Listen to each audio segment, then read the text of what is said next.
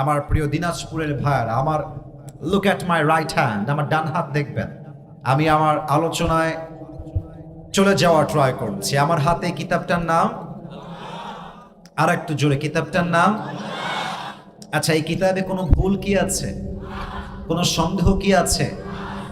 আপনারা একটা কথা দিল থেকে বলেন তো, এই আওয়াজ যদি কারো কম হয় বুঝবেন তার মধ্যে মুনাফিকি ঢুকে গেছে। So please answer me loudly, দিল থেকে আওয়াজ দিয়ে বলবেন, আওয়াজ যেন কমে না যায়।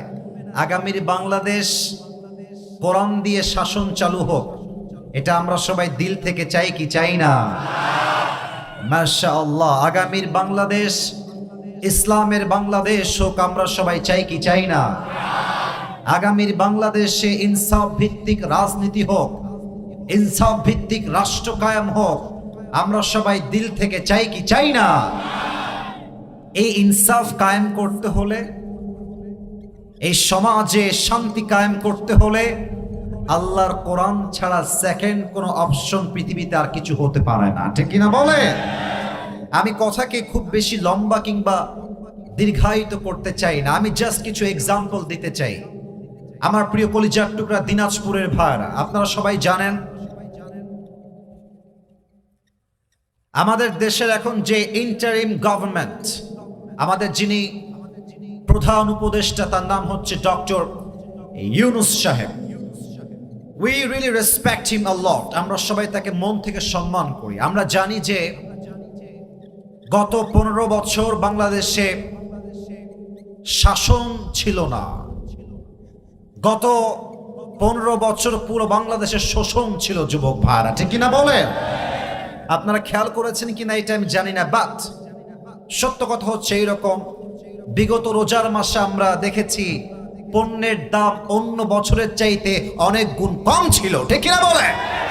আচ্ছা, আমি একটা কথা আপনাদেরকে বোঝাই বলি, জাস্ট কোরআনের রাজনীতি কত বেশি জরুরি বোঝার ট্রাই করবেন। জাস্ট একটা এক্সাম্পল নেওয়ার ট্রাই করেন। মাথায় রাখবেন দুইটা কথা, যদি কোরআন ভিত্তিক রাজনীতি হয়, যদি কোরআন দিয়ে রাষ্ট্র কায়েম করা হয়, প্রধানমন্ত্রী নির্বাচনে কোনো নারী ভোটে দাঁড়াবার সুযোগ খুঁজে পাবে না। আপনারা হয়তো বা আমার কথাকে নেগেটিভলি নিচ্ছেন, but this is the reality. আপনারা যারা রাজনীতি করেন, এখানে বিএনপি থাকতে পারেন, জামাত থাকতে পারেন, চরমনায় থাকতে পারেন, হেফাজত থাকতে পারেন, আহলে হাদিস হতে পারেন, আপনি কওমি হতে পারেন, আপনি সরসিনা হতে পারেন, আপনি আওয়ামী লীগ হতে পারেন, it's doesn't matter for me. আমি বিশ্বাস করি আমার প্রথম পরিচয় জামাত ইসলাম নয়, প্রথম পরিচয় হেফাজত নয়, প্রথম পরিচয় চরমনায় নয়, প্রথম পরিচয় আহলে হাদিস নয়, প্রথম পরিচয় বিএনপি নয়, প্রথম পরিচয় আওয়ামী লীগ নয়, আর আমার প্রথম পরিচয় মুসলমান ঘরের সন্তান। কথাটা বোঝার ট্রাই করবেন। আগামীর বাংলাদেশ আমরা চাই যেই দেশের প্রধানমন্ত্রী হবে একজন পুরুষ, কোন নারী নয়। 2 নাম্বার কথা,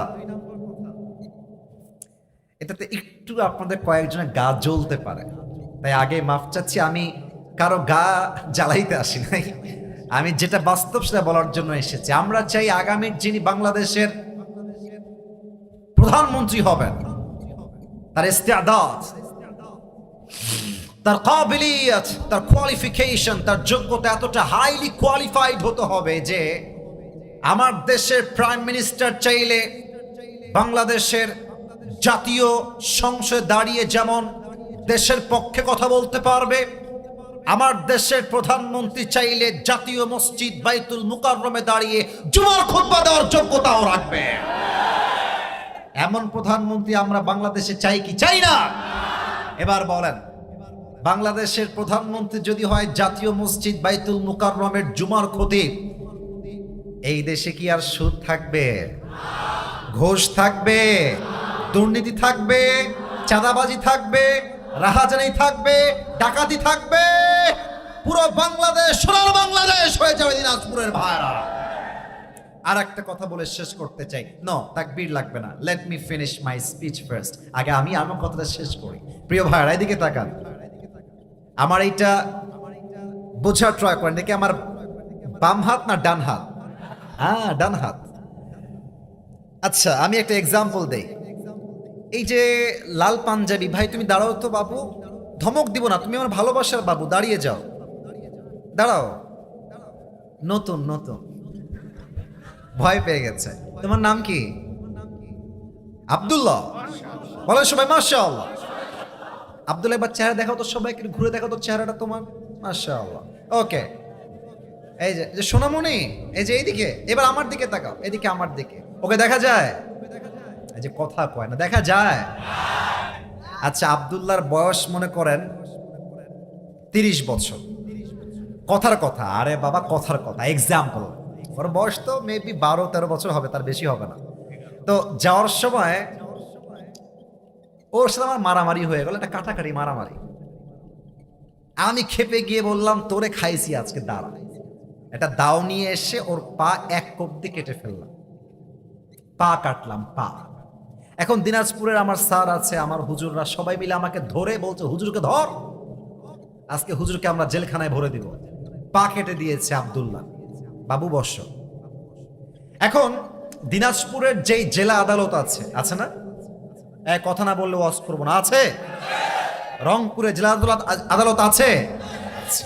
এখন আমার নয় মামলা হলো যে আসিফ হুজুর বড় গ্রামের মাহফিলে এসে একজন যুবকের পা কেটে দিয়েছে। এখন জজ সাহেব বলছে, হুজুর আপনার চেহারা সুন্দর, বাট মানুষটা আপনি খুব সুবিধার না, পা কেটে দিয়েছেন একটা যুবক ছেলের, কি বিচার করা যায় আপনার? এখন বাংলাদেশের যেই তথাকথিত ল আছে, স্যার আমার ডানে আছেন, I am so sorry for that.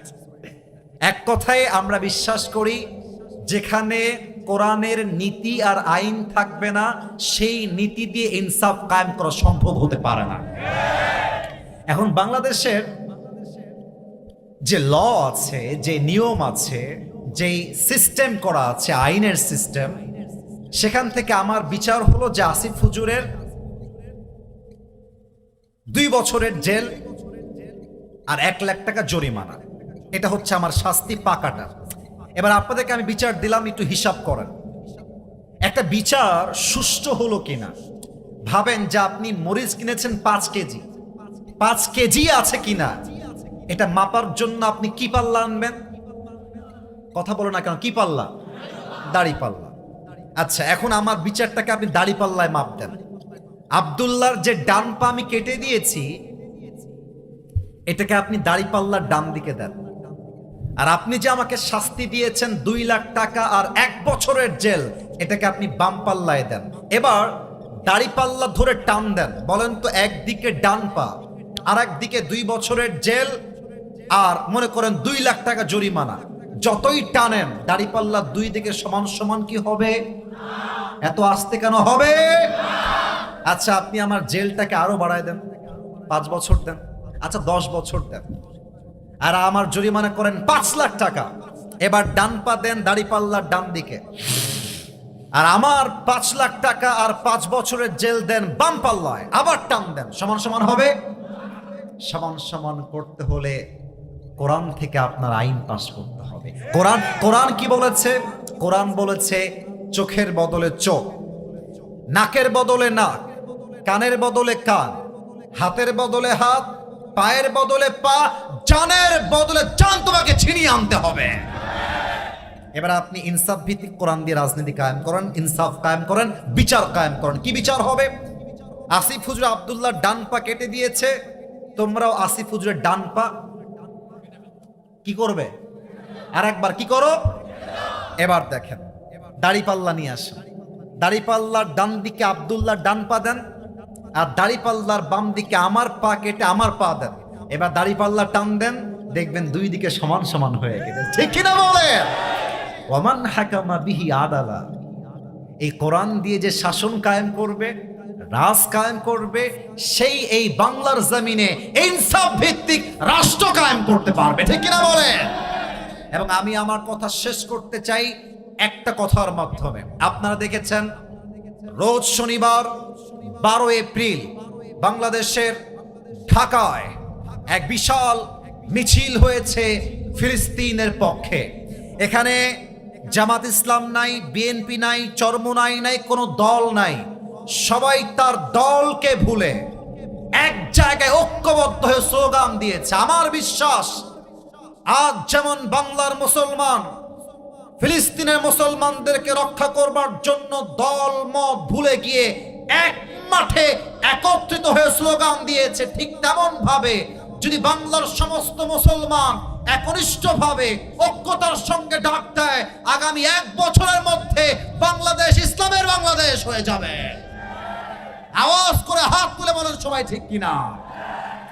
আল্লাহ সেই দেশ পাওয়ার তৌফিক দান করে পড়েন সবাই আমিন। আর কথা বাড়াবো না। আপনাদের বউ আছে কার কার একটু হাত তুলেন। বউ আছে? আচ্ছা মাশাআল্লাহ, বউ আছে, হাত নামা। এবার হতভাগা কপাল পোড়াদের বউটো কেউ নাই, তারা একটু হাত তোলো। সিঙ্গেলরা হাত তোলো। হ্যাঁ, এ আমি বিশ্বাস করি না। আপনাদের বউ নাই? ইস রে, কি কষ্টে আছে রে, তাকায় দেখো কি কষ্টে আছে রে। আহা, আল্লাহ সবাইকে দিনদার নেককার বউ দিয়ে দিক পড়েন সবাই আমিন। যারা আমিন কয় নাই তারা কেউ বউ পাবে না। আরে কোন সবাই মিলে আমিন। 3টা তাকবীর দিবেন, তাকবীর শেষ, তাফসীর শুরু হবে। তাফসীরের মাঝেই আমার কলিজার টুকরা যুবক ভাইদেরকে নিয়ে কথা বলার I will try my best level. প্রথম তাকবীর দিবেন আমার প্রিয় ম্যারিড পিপল যারা এসেছেন, বিবাহিত ভাইরা। বিবাহিত ভাই যারা এসেছেন, মুরব্বী হন, যুবক হন, একটু কাশি দেন। এই মান সম্মান থাকবে না রে বাবা এই কাশি দিলে, একটু জোরে দেন। আচ্ছা, দেখা যাক কারা জিতে। সিঙ্গেল ভাইরা কিপ কোয়াইট, কিপ সাইলেন্ট। সিঙ্গেলদের টাইম আসতেছে, is coming. It's not time for you, it's time for the married people. যারা বউ রাখেন বাড়িতে তারাই তাকবীর দিবেন, otherwise single people keep quiet, চুপ থাকবেন। বিবাহিত ভাইরা নারে তাকবীর। আপনারা নাম্বার পেয়েছেন 70 নাম্বার দিলাম, জান এটাই ঠিক আছে আপনাদের জন্য। এবার সিঙ্গেলদের পালা, সিঙ্গেলরা কাশি দাও। দেখা যাক কারা নাম্বার বেশি পায়। সিঙ্গেল ভাইরা তোমাদের পালা এবার। লিল্লাহি তাকবীর। ইসরে, বিবাহিত ভাইরা আমাকে মাফ করে দিবেন। ইসরে, একটুর জন্য আপনারা হেরে গেলেন। আচ্ছা, আজকে আমার সিঙ্গেল ভাইরা 90 নাম্বার বেশি পেয়ে পাস করেছে, ঠিক কিনা বলেন? আচ্ছা, এবার কোনো ভাগাভাগি নাই, সবাই মিলে তাকবীর দিব। তাকবীর শেষ, আয়াত থেকে তাফসীর করার বেস্ট লেভেল ট্রাই করব সবাই মিলে, কোনো ভাগাভাগি নাই। এটা কাশি দেন। এবার আপনারা প্রমাণ করবেন যে আপনারা কেউ বিড়ালের বাচ্চা নন। আমার বিশ্বাস আমার সামনে সব সিংহ পুরুষগুলো বসে আছে। নারে তাকবীর। আল কোরআনের আলো, আল হাদিসের আলো, কোরআন হাদিস যেখানে, আলেম ওলামা যেখানে, দিনাজপুরবাসী যেখানে, আল্লাহ কবুল করুন। পড়েন সবাই আমিন। এবার আসুন আমরা কিছু প্রশ্ন করি। বলেন তো আমাদের সকলের ধর্মের নাম? একটু জোরে। নাম? আমাদের কিতাবের নাম? আমাদের সকলের রব একজন, বলেন সবাই তিনি কে? আল্লাহ আমার রব, এই রবই আমার সব।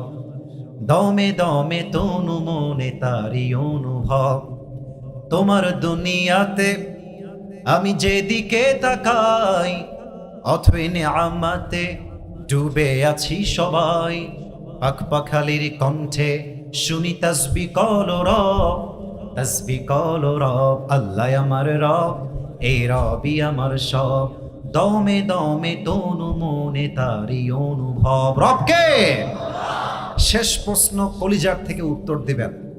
আমাদের সকলের শেষ নবীর নাম কি? মুহাম্মদুর রাসূলুল্লাহ। আর একবার রাসূলুল্লাহ সাল্লাল্লাহু আলাইহি ওয়াসাল্লাম। আজকে আমি যেই আয়াতগুলো তেলাওয়াত করেছি সেই আয়াতের আলোকে আজকে আমাদের আলোচনার সেন্ট্রাল থিম বা সাবজেক্ট ম্যাটার, মূল আলোচ্য বিষয় হচ্ছে নবীর জীবনের 3টা সাবজেক্ট নিয়ে আজকে কথা বলতে চাই। First of all, how was the prophet look like? আমার নবীজি দেখতে কেমন ছিলেন? নাম্বার 1 মুখস্থ করবেন, একটু পরে প্রশ্ন করব সবাইকে। Number 1, how was the prophet look like, আমার নবীজি দেখতে কেমন ছিলেন, number 1। Number 2, what is the status of last messenger Muhammad sallallahu alaihi wasallam in Islam, আমার নবীর সম্মান ইসলামে কতটা হাই, কতটা সিগনিফিক্যান্ট, কতটা মর্যাদাপূর্ণ ব্যক্তিত্ব তিনি বিলং করেন, এটা আমরা সেকেন্ডলি জানব। সর্বশেষ আমরা জানব আমার নবীর আদর্শ কেমন ছিল। তিনটা শেষ। And now you have to repeat after me, আমি বলবো এরপরে আপনারা বলবেন। 1, আমার নবীর চেহারা, বলেন 1 নাম্বার। আওয়াজটা কানে আসে নাই, আমার কান ঠসা হয়ে গেছে। 1 নাম্বার আমার নবীর, 2 নাম্বার আমার নবীর সম্মান, বলেন সবাই 2 নাম্বার আমার নবীর, 3 নাম্বার আমার নবীজির আদর্শ, 3 নাম্বার আমার নবীর, আর একবার জোরে 3 নাম্বার আমার নবীর। Let's talk about the first matter. প্রথম বিষয় কথা শুরু করছি। আমার নবীজির দেহের গঠন ছিল সুঠাম ও দেহের অধিকারী ছিলেন তিনি। আল্লাহর হাবিবের ডান হাতে আল্লাহ তাআলা 40 জন জান্নাতি পুরুষের শক্তি ঢুকিয়ে দিয়েছে। সুবহানাল্লাহ পড়বেন না আপনারা? আচ্ছা, আমার ডান হাত দেখেন তো, বলেন তো এইটা আমার হাতের কি তালু? এই তো মাশাআল্লাহ ধরে ফেলেছে আমার ভাই, এটা আমার হাতের তালু। আমি আল্লাহর হাবিবের হাতের তালুর থেকে শুরু করলাম নবীজি দেখতে কেমন ছিলেন। কানা কাফুহু আলিয়ানু মিনা দিবাজ, আমার নবীর হাতের তালু ছিল সফটার দ্যান সিল্ক, এটা ছিল রেশমের চাইতে বেশি মোলায়েম। সুবহানাল্লাহ পড়বেন না আপনারা? ভাই একটু মুসাফা করতে চাই, একটু আমার মুসাফাহা দেখা যায়? কথা বলেন, দেখা যায়? আল্লাহর হাবিবের কাছে যখনই কোনো সাহাবী আসতো প্রথমে সালাম, তারপরে মুসাফাহা। তো আল্লাহর হাবিবের হাতের এই তালুটা এতটা, তোর বিয়ে হবে না, বস। না না না না, 1 নাম্বারও যাওয়া যাবে না, বসো বসো, একটু পরে যাও বাবুরা, বসো। আচ্ছা, তাকবীর দেন, নারায়ে তাকবীর। আল্লাহর হাবিবের হাতের তালু এত মোলায়েম ছিল, যখন কোন সাহাবী হাত মিলাইতেন এতটা নরম হাত কোন সাহাবী ছাড়তেই চাইতেন না। আর আল্লাহর হাবিব যখন দেখতেন কেউ আমার হাত শক্ত করে ধরে আছে নরমের জন্য, যতক্ষণ পর্যন্ত সে তার হাত নিজে না হটিয়ে নিত, নবীও তার হাত হটিয়ে নিতেন না। সুবহানাল্লাহ পড়েন। এবার আসুন আমার নবীজির হাইট কেমন ছিল। কানা, কথা কে বলে ওখানে? এই যে ভালোবাসলে মূল্য হারায় যায়, এই হচ্ছে বাস্তবতা। কি এতবার বললাম তোমাদেরকে ভালোবাসি, কথাটা কানে যায় নাই? এই যে রেকর্ড করছো ওরা তো এটা গিয়ে আগে আপলোড দেবে, দিনাজপুরের বদনাম হবে। আশ্চর্য একটা অবস্থা। একটা কথা আর বলবেন না, ভালোবেসে বলছি, কেউ বলবেন না কথা। ভাই আমি এখানে আমার জনপ্রিয়তার অহংকার দেখানোর জন্য আসি নাই। আমার কথা একটা মানুষকে পরিবর্তন করতে চাইলে অহংকার দিয়ে নয়, ভালোবাসা দিয়ে পরিবর্তন করতে হবে, ঠিক কিনা বলেন? পায়ে হাত রাখলাম, ভালোবাসা আসে। আর কথা বইলো না প্লিজ, অনেক জার্নি করে আসছি, বিশ্বাস করো। দুপুরে বের হয়েছে, এখানে এসে নামলাম, একবেলা খাই নাই, উঠে গেছি স্টেজে এসে, কষ্ট পাবো, কথা বইলো না। নবীর হাইট কেমন ছিল? হাদিসে আসছে কানা রাবাতাম মিনাল কওম লাইসা বিত-তাওয়িল ওয়ালা বিল-কসীর, আমার নবী দেখতে খুব বেশি লম্বাও না, আবার খুব বেশি বাঠুও না। হি ওয়াজ মিডিয়াম অফ হাইট, নিদার টল নর শর্ট। আমার নবী দেখতে লম্বা তাল গাছের মতো নয়, আবার দেখতে গুঠুও নয়, কারণ গুঠু ছেলে দেখলে মেয়েরা বিয়ে করতে চায় না, ঠিক কিনা বলে? আমার নবী একজন মাঝারি গঠনের যুবক ছিলেন। এবার একটু খেয়াল করবেন আমার দিকে সবাই, এটা হচ্ছে আমার স্কিন কালার, দেহের রং। আমার নবীর গায়ের রং কেমন ছিল এটা আপনাকে বুঝতে হবে। হাদিসে আসছে কানা আযহারুল্লাহ, আমার নবী সাদা সুন্দর নন, আমার নবী কালো নন, আমার নবী শ্যাম বর্ণের নন, বরং আমার নবী একজন লাবণ্যময় সুন্দর নবী। সুবহানাল্লাহ পড়বেন না আপনারা? একটা এক্সাম্পল দিব, রাগ করবেন না তো আপনারা? রাগ করবেন নাকি আপনারা? মুরব্বীরা রাগ করবেন না, একটু বুঝবেন তাহলে হবে। আপনারা সবাই পাকিস্তানের নাম শুনেছেন? এই যে কথা করে, নাম শুনেছেন? অস্ট্রেলিয়া নাম শুনেছেন? নাম তো সবাই শুনেছেন। আগেই বলছি, ডোন্ট টেক ইট আদারওয়াইজ, খারাপ দিকে নেবেন না, বোঝা ট্রাই করেন। আমি আপনাকে পাত্রী হিসেবে দুইটা অপশন দিচ্ছি। এক হচ্ছে অস্ট্রেলিয়ার একজন মেয়ে যে একদম ধবধবে সাদা সুন্দরী, এক নাম্বার। দুই নাম্বার পাকিস্তানের একজন মেয়ে যে দেখতে জাস্ট সাদা সুন্দরী নয়, লাবণ্যময় সুন্দরী, গোলাপী সুন্দরী। আপনি মন থেকে বলবেন লজ্জা নাই, আপনি কি সাদা সুন্দরী বিয়ে করবেন না লাবণ্যময় সুন্দরী বিয়ে করবেন? লাবণ্যময়। অনেকে বলে সৈয়দনা ইউসুফ আলাইহিস সালাম নাকি সবচেয়ে বেশি সুন্দর নবীদের মাঝে। না না, আল্লাহর হাবিব বলতেন আনা মালিহুন ওয়া আখি ইউসুফ সাবিহুন, আমার ভাই ইউসুফ হচ্ছে সাদা সুন্দর আর আমি নবী হলাম লাবণ্যময় সুন্দর। সুবহানাল্লাহ বলে সবাই। এবার দেখেন তো এইটা আমার মাথায় কি? চুল। আরেকবার সবার থেকে জানতে চাই এটার নাম কি? টুপি খুললাম না, জাস্ট বোঝাবার সাথে বললাম এটা আমার মাথায় চুল। আচ্ছা, নবীর চুলটা কেমন ছিল? তিনটা কাটিং ছিল। এক, কানের লতি বরাবর। দুই, কানের মাস বরাবর। আও ইলা মানকিবাইহি, কাঁধ বরাবর। and this is called Babri cutting. আজকালকার যুবকরা কাটিং দেয় বাবরি কাটিং নয়, ঘোড়া কাটিং।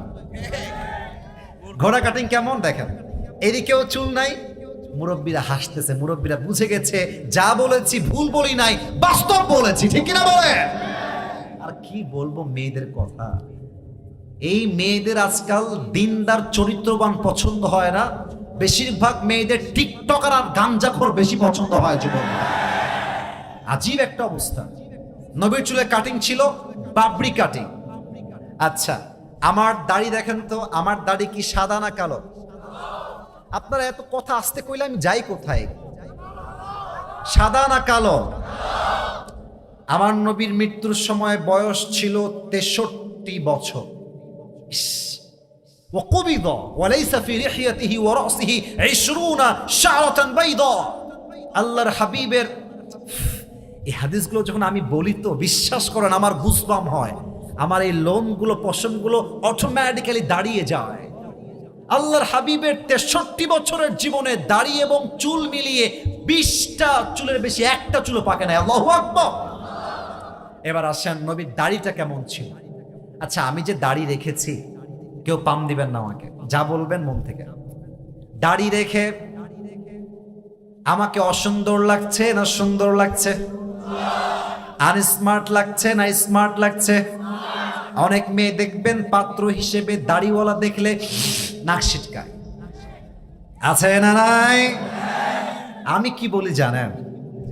আমি বলি যেই মেয়েদের দাড়িওয়ালা পছন্দ হয় না তাদের জন্য বিটিএস এর হিজড়া ছাড়া সেকেন্ড কোন অপশন আমাদের আর কিছু নাই যুবক। আরে সোজা কথা, ক্রিস্টাল ক্লিয়ার কথা, যেই মেয়ে আমাকে দাড়ির জন্য বিয়ে করতে চায় না সে আমার বাড়ির বউ হওয়ার যোগ্যতাই তো রাখে না যুবক ভাইরা। এবার বলেন তো আমার নবীর মুখে লম্বা লম্বা চাপ দাড়ি ছিল কি ছিল না? আমার নবীর মতো সুন্দর এই তল্লাটে সেকেন্ড আর কেউ কি হতে পারে? চাঁদের চেয়ে সুন্দর তুমি, নবী আমার কামলিহিওয়ালা, দো জাহানের বাদশা তুমি, প্যারা নবী সাল্লে আলা, দো জাহানের বাদশা তুমি, প্যারা নবী সাল্লে আলা, চাঁদের চেয়ে সুন্দর তুমি, নবী আমার কামলিহিওয়ালা। সুবহানাল্লাহ পড়বেন না আপনারা সবাই? আচ্ছা ভাই, আমি আসছি 11:20, এখন বাজে 12:10 কাছাকাছি। কমিটির ভাইয়ারা আমার সাক্ষী। আমি লাস্ট টাইম দিনাজপুরের আপনাদের একটা থানা আছে, ওটার নাম কি ভাই? আমি আসছিলাম জয়পুরহাট। হ্যাঁ, আচ্ছা, আপনারা জানেন যে ওখানে এত পরিমাণ লোক ছিল যে আমি লোকের চাপে আমার পুলিশ ভাইয়ারা কন্ট্রোল করতে পারে নাই। আমাকে লাস্টে কানে কানে বললো, হুজুর আপনি শেষ করে দেন। মাত্র 40 মিনিট ওয়াচ করে আমি বাড়িতে চলে গিয়েছি। এত লোকের ক্রাউড আর এত যুবকদের মারামারি ভিড়াভিড়ি, আমি লাস্টে বাধ্য হয়ে জাস্ট 40 মিনিট ওয়াচ করেছি। কিন্তু আমার সিস্টেম হচ্ছে আমি সব জায়গায় 1 ঘন্টা ওয়াচ করি। তবে আমি আজকের মাহফিলে নিয়ম দিয়ে নয়, সব জায়গায় নিয়ম দিয়ে নয়, মাঝে মাঝে ভালোবাসা দিয়েও তো হিসাব করতে হয়, ঠিক কিনা বলে? রাত বাজে 12:10, আপনারা কি চান ওয়াজ কি চলবে না শেষ হয়ে যাবে? ওয়াজ কি হবে না শেষ হয়ে যাবে? আমি যদি এখান থেকে দেখেছি ওয়াজের মাঝে লুকায় দুইজন উঠে গেছে, আমি দেখছি, বাট আমি অন্য জায়গায় ছিলাম, that's why I didn't concentrate on that. আমি দেখেও না দেখার ভান করেছি। বাট বিশ্বাস রাখেন, আমি দোয়া করার পূর্বে কেউ যদি উঠে যায় আমি উঠে যাবো, একদম সোজা কথা। এখানে আসছি ভালোবাসার খাতিরে, আপনারা আমাকে ভালোবাসছেন, আমিও আপনাদের সবাইকে আল্লাহর জন্য ভালোবাসি, ঠিক কিনা বলে?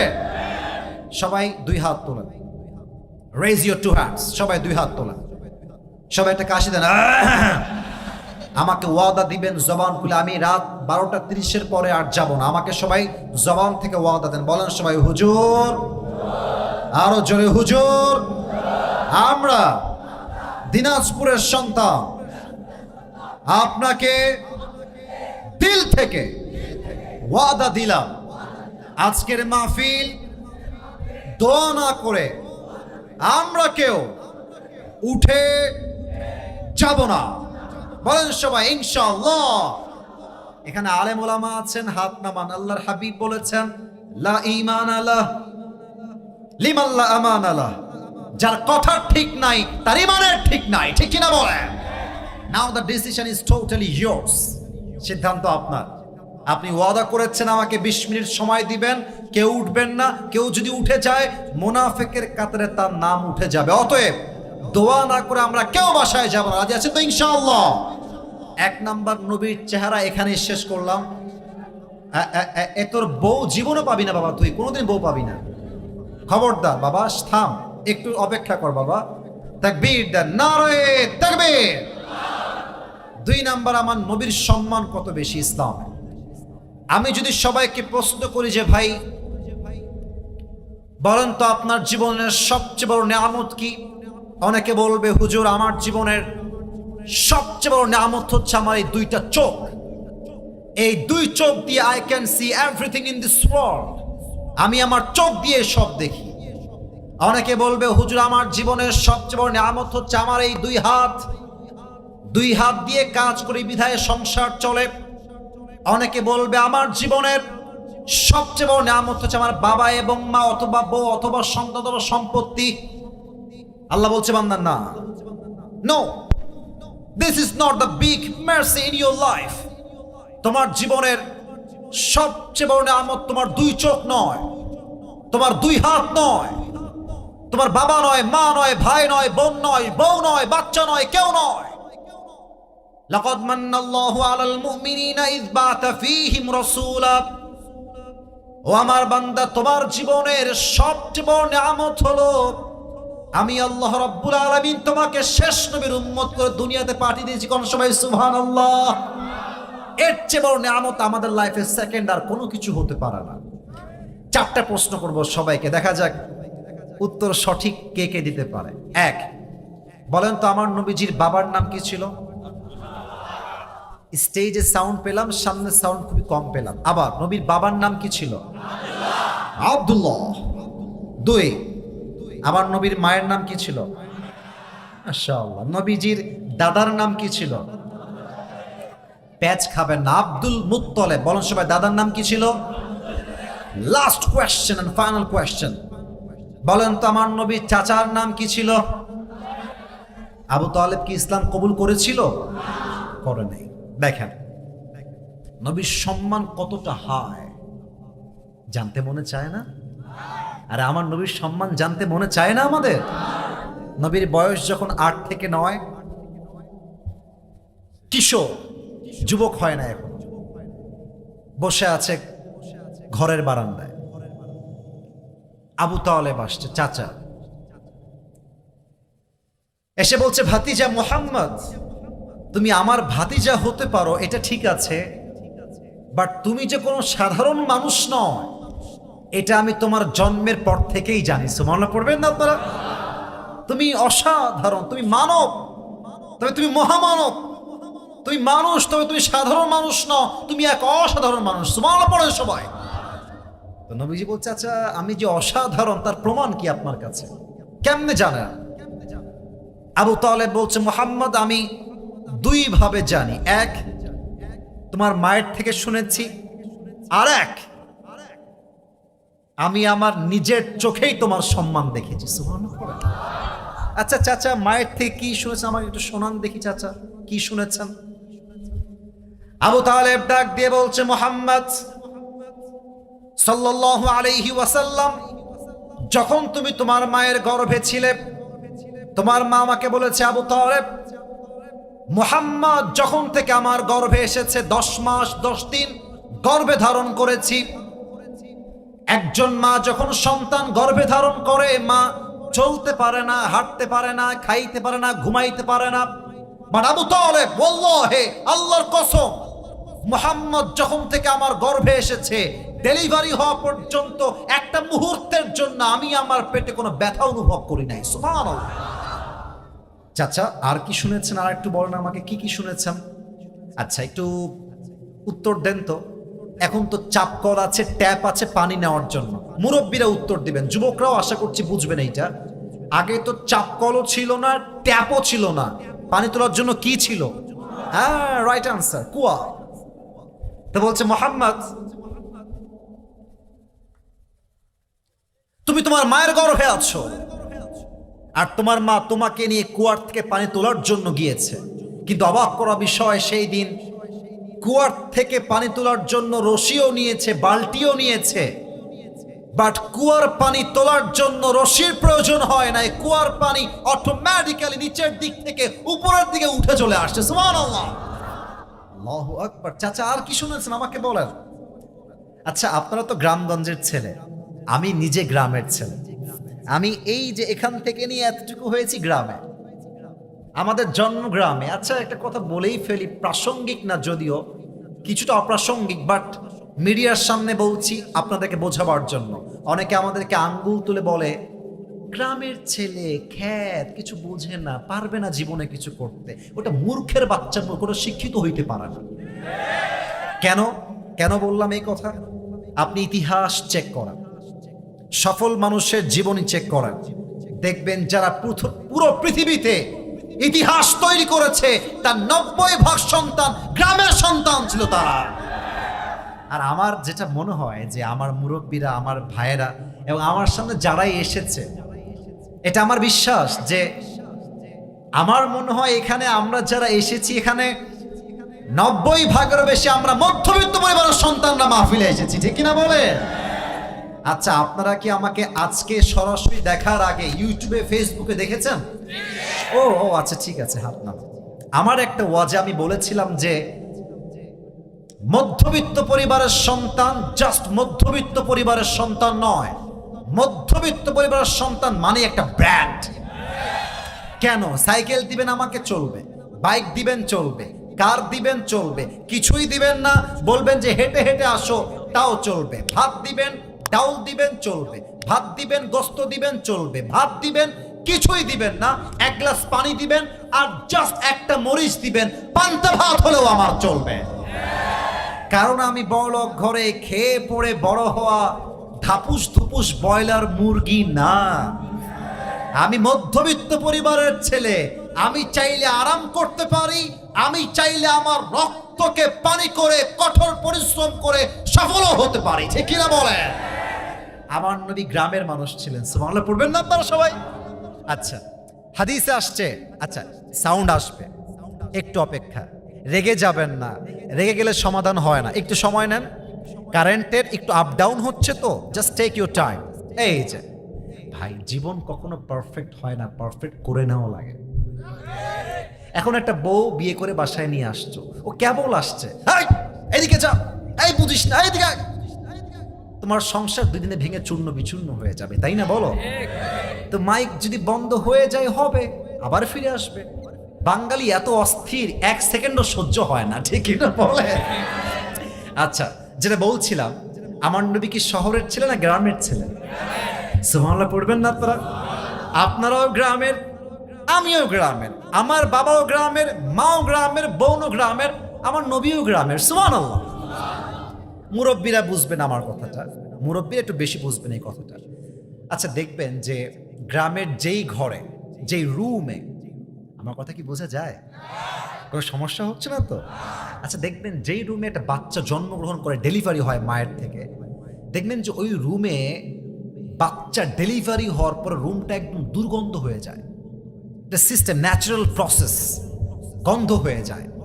এবং গ্রামের মুরব্বীরা, মায়েরা, বোনেরা ওই দুর্গন্ধ দূর করার জন্য একটা ধূপ জ্বালায়, ধূপ। এই ধূপটা জ্বললে দুর্গন্ধটা দূর হয়ে যায়। কিন্তু আল্লাহর হাবিবের মা আমেনা ডাক দিয়ে বলছে, আবু তালেব, মুহাম্মদ যেই ঘরে জন্মগ্রহণ করেছে ওই ঘরটা দুর্গন্ধ হওয়া তো দূরের কথা, পুরো ঘরটা মেশকে আম্বরের চেয়ে বেশি সুঘ্রাণ হয়ে গিয়েছে। আরো অনেক কথা বললাম না, মাইনাস করলাম, জাস্ট আরেকটা বলবো। আচ্ছা চাচা, সব তো মায়ের থেকে শুনেছেন, এবার আপনি কি দেখেছেন তাই বলেন। বলছি, তুমি আমারটা শুনতে চাও? তবে শোনো। তুমি যখন একদম you are just like a newborn baby, ছোট্ট বাচ্চা, উঠতেও পারো না, বসতেও পারো না। আচ্ছা, আপনাদের বাসায় কি উঠান আছে না? উঠান, আমি কি ভাষায় কোনো ভুল করলাম? উঠান বলে না এটা? বারান্দা বা উঠান। আমাদের গ্রামে উঠান আছে। এই উঠান মানে হচ্ছে যে চতুর্পাশে বাড়ি, মাঝখানে মাঠের মতো জায়গা, নাকি? উঠান, বারান্দা আমরা বলি, অনেক উঠানও বলি। আমাদের খুলনায় উঠান বলে, আঙ্গিনা। হ্যাঁ, আঙ্গিনা, বারান্দা, উঠান, whatever you call it, doesn't matter. এটা আমরা যাই বলি না, কোনো সমস্যা নেই। এখন বোঝেন, আবু তালেব বলছে, মুহাম্মদ, আমি দেখলাম যে তুমি একটা খাটে বারান্দায় মাচা টাইপের থাকে না, মাচা বাঁশ দিয়ে করে, হ্যাঁ, করে না? করে না? গ্রামগঞ্জের লোকরা আড্ডা দেয়, বসে, মজা করে, গল্প করে। তো তোমাকে আমি দেখলাম তুমি বারান্দায়, উঠানে, আঙিনায় একটা বালিশে শুয়ে আছো, খাটের উপরে বা মাচার উপরে। হঠাৎ করে দেখলাম আকাশের চাঁদটা আকাশ থেকে ভেঙ্গে তোমার দিকে পড়ে যাবে, উপর থেকে এভাবে তেড়ে আসছে। আমি দৌড় দিয়ে আসছি যে চাঁদ ভেঙ্গে পড়লে আমার ভাজ্যে তো ঠিক থাকবে না, আমি তোমাকে উঠিয়ে জাস্ট রুমে নিয়ে আসবো। কিন্তু ইন দ্য মিন টাইম আমি খেয়াল করলাম যে চাঁদটা আসলে উপর থেকে ভেঙ্গে পড়ছে। ইটস নট লাইক দ্যাট, ব্যাপারটা এরকম নয়। বরং তুমি যে বাচ্চা হয়ে হাত পা নাড়িয়ে খেলা শুরু করে দিয়েছ, চাঁদও তোমার সঙ্গে খেলতে শুরু করে দিয়েছে। আল্লাহ। নবীজি যখন জন্মগ্রহণ করেছিলেন, নবীর মা নবীকে কোলে নিয়ে আছেন। তো নবীর চেহারা এত সুন্দর ছিল ভাই, আপনাকে আমি কোন ভাষায় বলবো? I don't have any language to express that. আমার কাছে কোনো ভাষাই নাই। তো আমেনা নবীর দিকে তাকায় আছে, তাকায় বলতেছে, জীবনে কত বাচ্চা দেখলাম, কত শিশু দেখলাম, কত বেবি দেখলাম, কিন্তু আমি মা হয়ে বলছি তা না, আমি মন থেকে বলছি, আমার বাচ্চা মুহাম্মদের মতো তো সুন্দর বাচ্চা আমি জীবনে কোথাও দেখি নাই। তো নবীর দুধমার নাম হচ্ছে হালিমাতুস সাদিয়া রাদিয়াল্লাহু তাআলা আনহা। উনি বলছে, আপনি কি বললেন? আপনি কোথায় গেছেন? আপনি তো এখানকার লোক, আমাকে দেখেন, আমি সব জায়গায় যাই, আমি মন্ত্রীর বাচ্চাকে দুধ পান করাই, আমি প্রধানমন্ত্রীর সন্তানকে দুধ পান করাই, আমি রাষ্ট্রে রাষ্ট্রে ভ্রমণ করে বেড়াই।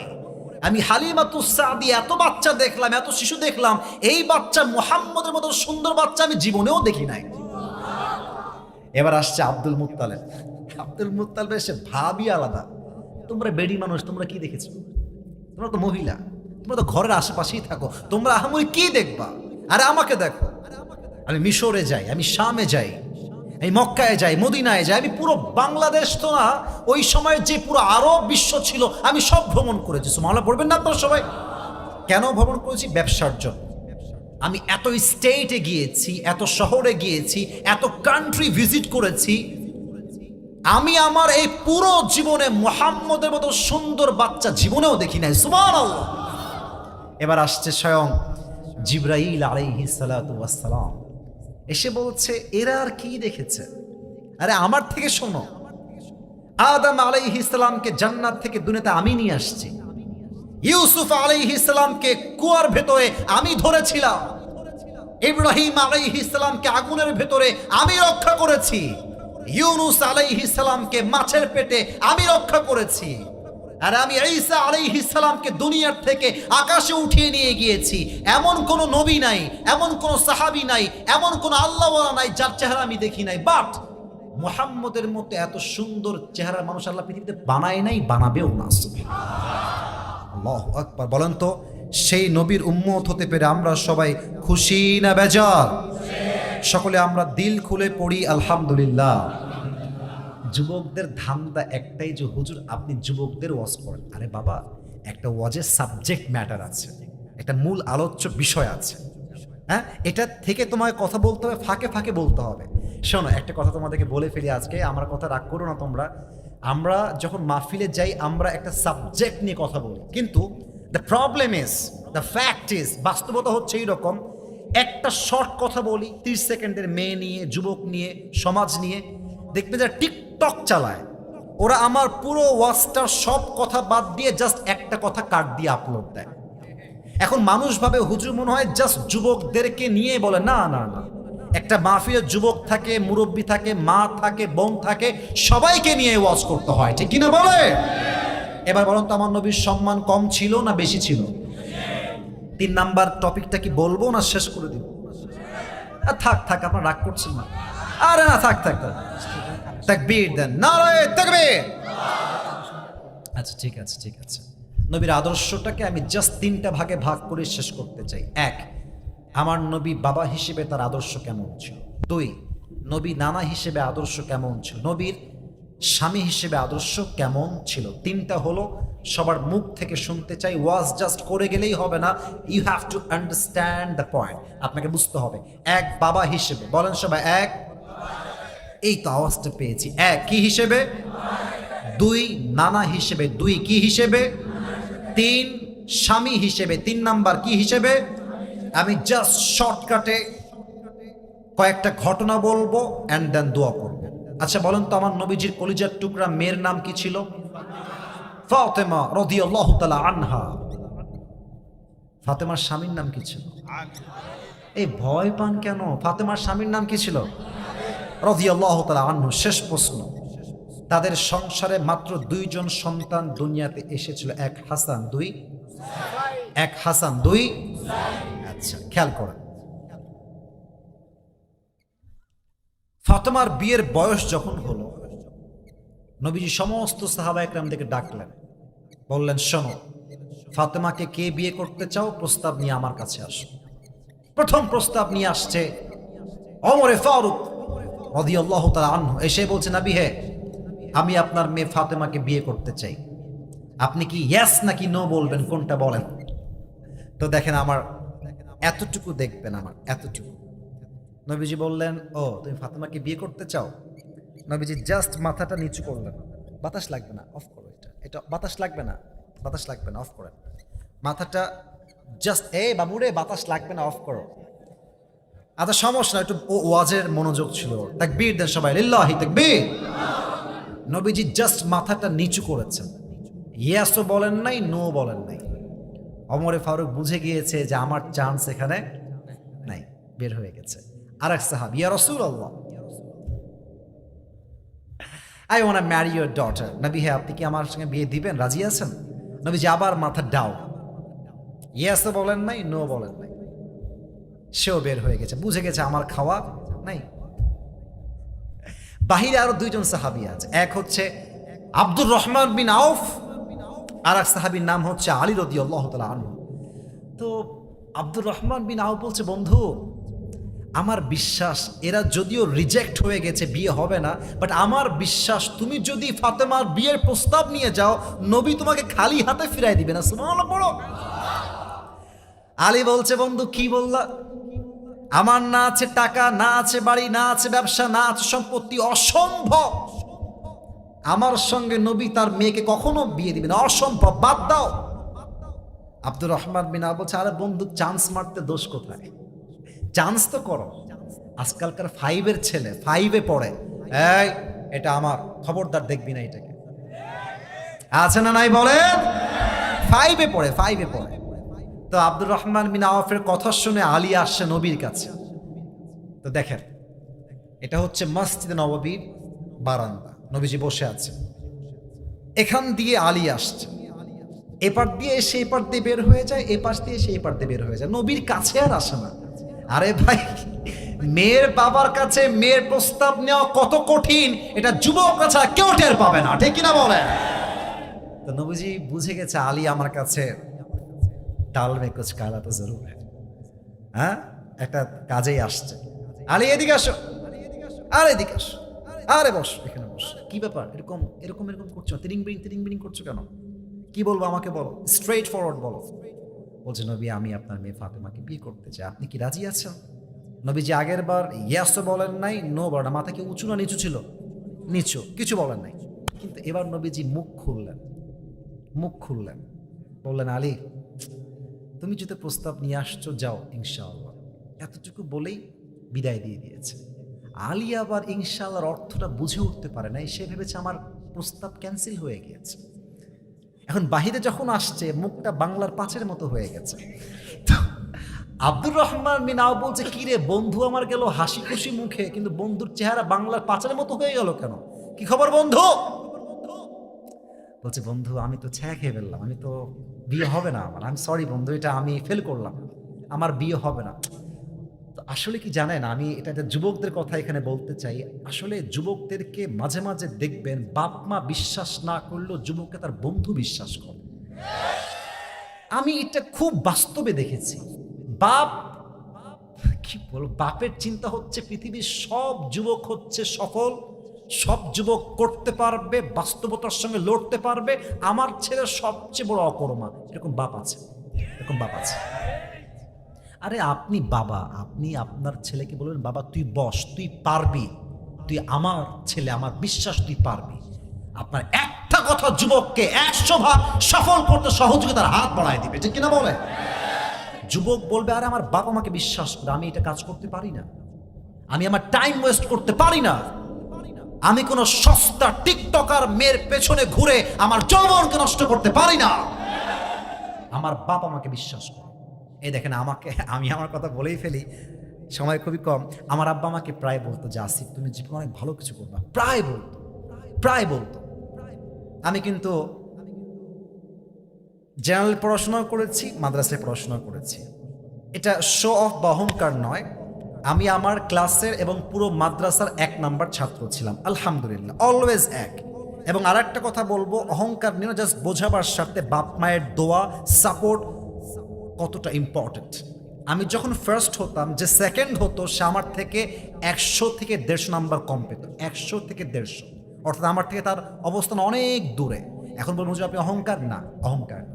আমার আব্বা আমাকে 3 বেলা খাবার দিয়ে যেত মাদ্রাসায় এসে, আর সবসময় আব্বা তুমি পারবা, আব্বা তুমি 1 নাম্বার না তুমি তার উপরে যাবা। যখন বোর্ডের পরীক্ষা আসলো, পুরো উত্তরবঙ্গের বোর্ড, হাজার হাজার ছাত্র সেখানে এক্সাম দেয়, পরীক্ষা দেয়।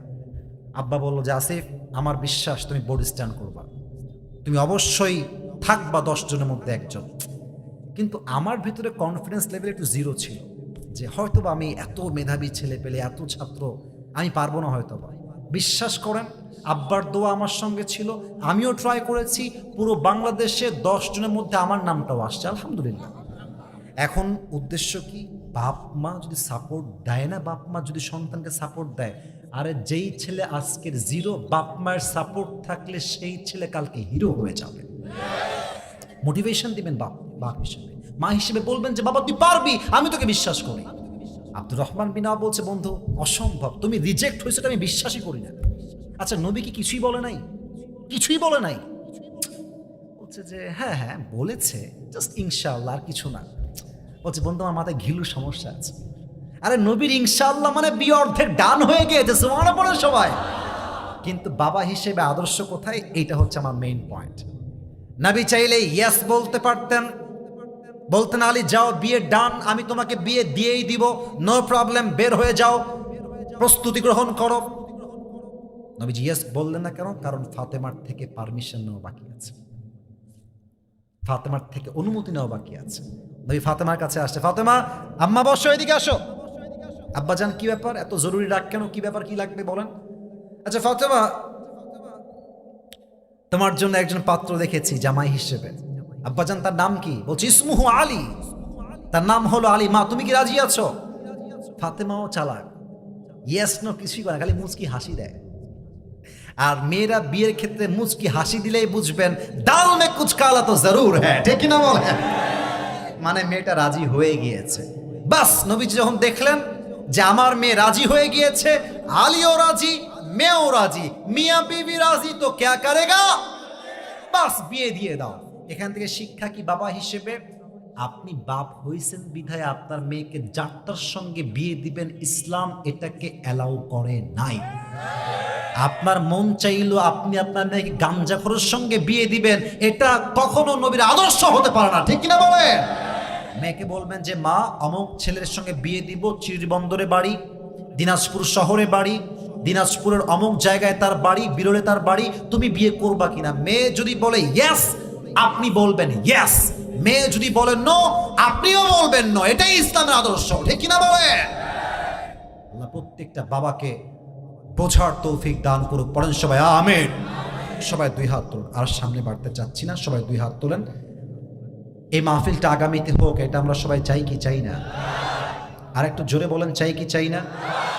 হাত একটু উঁচু করেন তো দেখি। আমি যে ওয়াদা দিয়েছিলাম, ওয়াদা মনে আছে? আমি দোয়া না করা অবধি কেউ যাবেন নাকি আপনারা? কেউ যাবেন নাকি আপনারা? হাতটা একটু উঁচু রেখে বলেন সবাই আল্লাহ। আর একটু জোরে আল্লাহ। আমরা তোমার শাহী দরবার দিল থেকে নিয়ত পোষণ করলাম, ও আল্লাহ, ও আল্লাহ, আজ থেকে নবীর আদর্শের বাহিরে একটা কাজ আর কখনো, এভাবে হাত নাড়াবেন, বলবেন করবো না। নিয়ত করেন, নিয়ত, প্লিজ মেক ইউর ইন্টেনশন, নিয়তটা বানান। বলেন সবাই করবো না, বলেন সবাই ইনশাআল্লাহ। 2 নাম্বার ওয়াদা, এটাই শেষ ওয়াদা। বলেন সবাই হুজুর। একটু আস্তে, বামে sound perfect, you are perfect, এদিকে একটু আওয়াজ আস্তে আছে। বলেন সবাই হুজুর। আমরা ওয়াদা দিলাম আজ থেকে 1 ওয়াক্ত নামাজ আর কখনো ছাড়বো না। আরে দিল থেকে নিয়ত করেন না রে ভাই, আল্লাহ কবুল করতে পারেন তো। বলেন সবাই ছাড়বো না। এবারে বলেন সবাই আওয়াজ করে হাত তুলে ইনশাআল্লাহ।